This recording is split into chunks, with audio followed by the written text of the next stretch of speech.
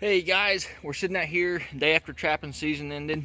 I wanted to show you guys what we're doing to get prepared for the next year trap season.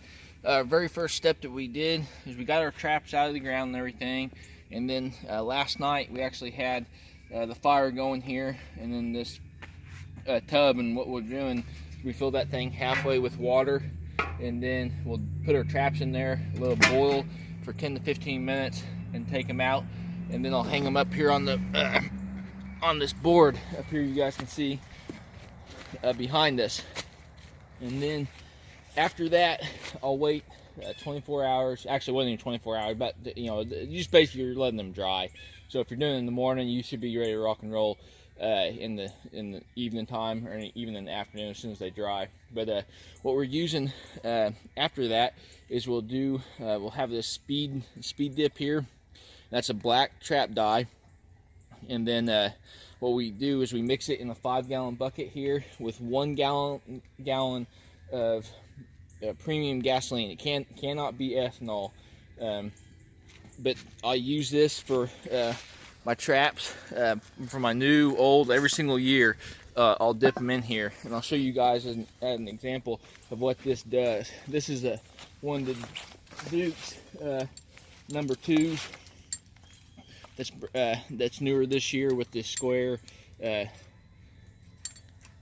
then I just leave my 3/16 link and my earth anchor on there, and all you're doing is just dipping that right in there, right in that bucket, and pulling it right back out. You don't have to keep it in there very long, but definitely let that stuff drip off. But you guys can see there's a big change in color right there, and then all you're doing, you're gonna let that stuff dry. And I'll show you guys some of these traps that are a few years old, in regards kind of what you're looking for. But as you guys can see, I mean, you got some darker ones. Here's a pretty good one. It's been dipped several times. As you guys can see, I mean, you're still gonna get rust on your traps, but that dye will help out quite a bit. And what that stuff does is that gasoline will evaporate off of there, and then your odors will get removed. And one thing good about this stuff is your 5-gallon bucket, or whatever you want to use, Army can, whatever you've got, get you a lid on there, because you guys can continuously use this year after year. That way you're not having to buy that stuff every single year, and that works out really good. One thing I will touch on that's a little different with the way I do things, a lot of guys will actually dip their traps when it folded up. I dip them like I would set them. Not saying one way is better than the other. That's just the kind of way I've done it. A lot of guys get concerned with the whole spreading the jaw with a piece of wood or with a nail or whatever.